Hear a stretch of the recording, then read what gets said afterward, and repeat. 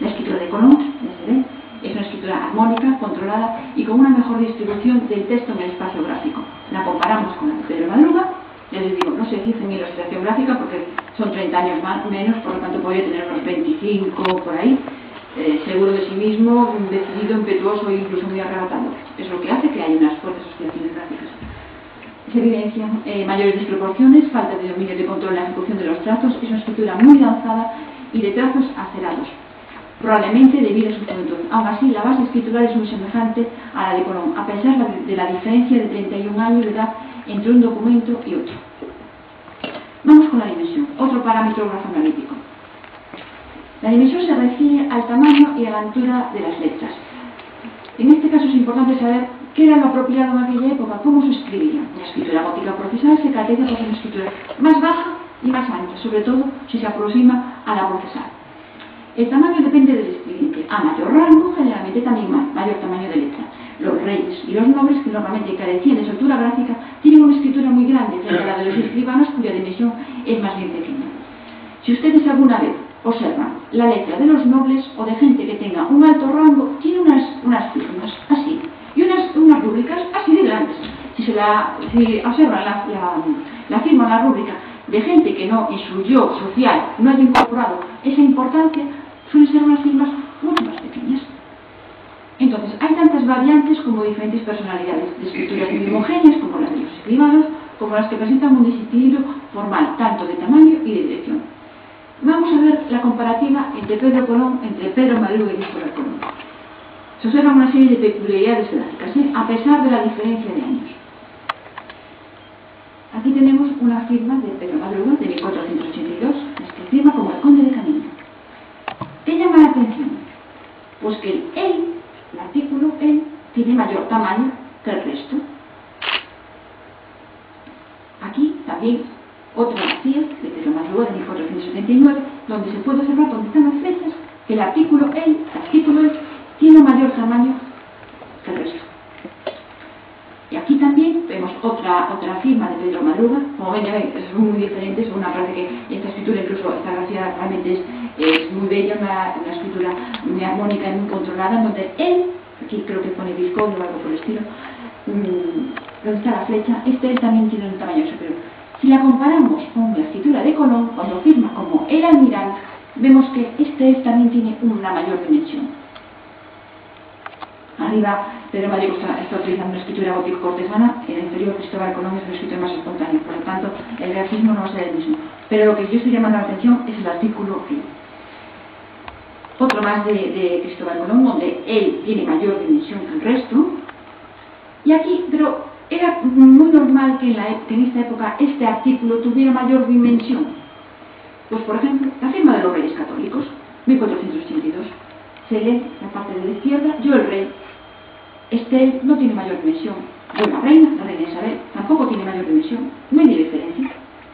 En este otro caso, pues sí, otro personaje histórico de la época, sí decidió ponerlo en un tamaño considerable.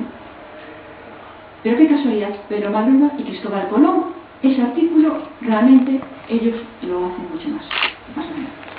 Otro rasgo con respecto a la forma es la escritura sobrealzada. La escritura sobrealzada quiere decir que va a ser más alta que ancha, independientemente que la escritura procesal será al revés.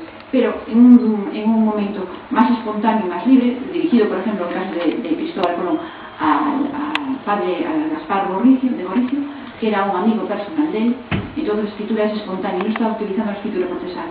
Aquí nos vamos a encontrar que es una escritura sobrealzada, donde los ejes son mucho más elevados. Aquí se lee Sánchez Ulloa, López y Sotomayor. Como ven, los trazos verticales son los que predominan. Esta L de López es realmente alta. Fíjense en esta, lo equivalente a una CH, que tiene mucha altura. Esta L también tiene mucha altura. Estos enlaces, antes de López, también tienen una altura considerable. Y la grafía de Cristóbal Colón, a pesar de que el documento, fíjense, el de Pedro Madruga de 1470 y el de Cristóbal Colón 30 años más tarde, fíjense, también es más alta que ancha, pero bastante más alta, donde pero el predominio de los ejes verticales es realmente muy llamativo. Me estoy refiriendo a lo que les decía en un principio, a la parte de atrás del documento, al reverendo muy devoto padre Fray Don Gaspar en las cuevas, la parte más inconsciente, la parte más identificativa y por lo tanto más auténtica del individuo. caso importante en la época, sobre todo en la escritura encadenada, es que la letra S tenía una mayor dimensión, era lo común en aquella época.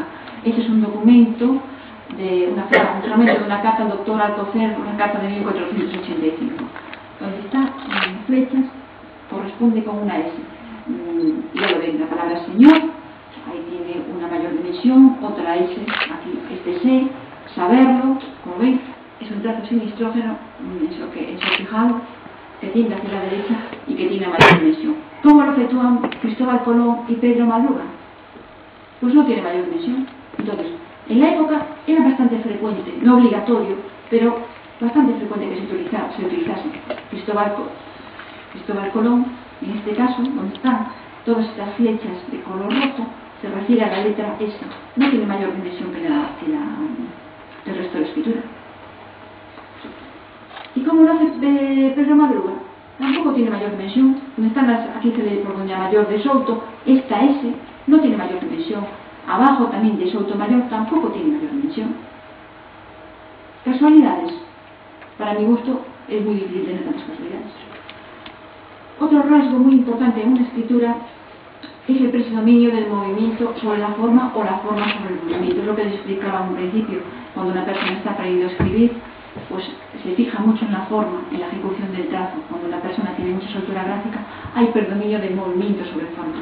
En este caso, tanto Cristóbal Colón como Pedro Madruga hay un predominio de movimiento sobre forma.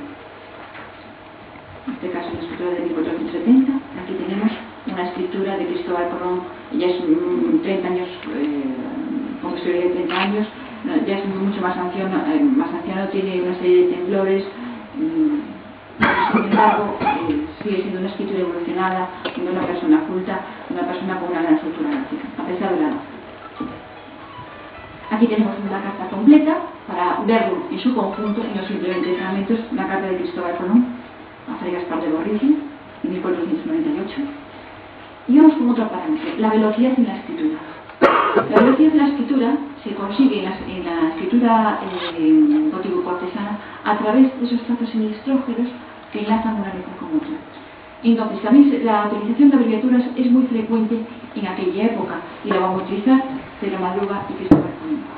La velocidad se va a manifestar en una serie de rasgos, sobre todo en que los trazos sean nítidos y esbeltos. Como le decía, cuando estamos aprendiendo a escribir, los trazos van a ser rugosos, en este caso van a ser trazos muy limpios, unos trazos donde la cuerda, que es el cordón gráfico, está tenso.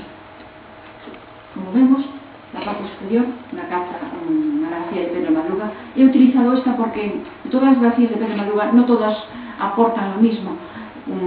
Esta misma que yo he elegido es porque realmente tiene tal cantidad de información y tal cantidad de datos gráficos que me ha resultado muy fácil, sobre todo gráfico hacia ustedes que no están tan habituados como yo al manejo de grafías, para compararlas con la de Cristóbal Colón.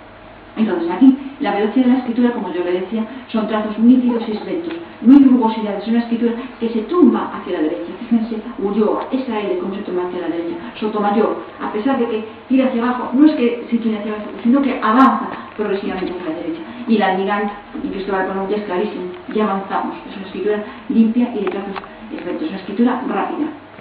Aquí fíjense, en el Almirante, esa L tan puntiaguda, o en la parte superior de López, lo que yo les decía antes, ese eje con esa cresta tan apuntada.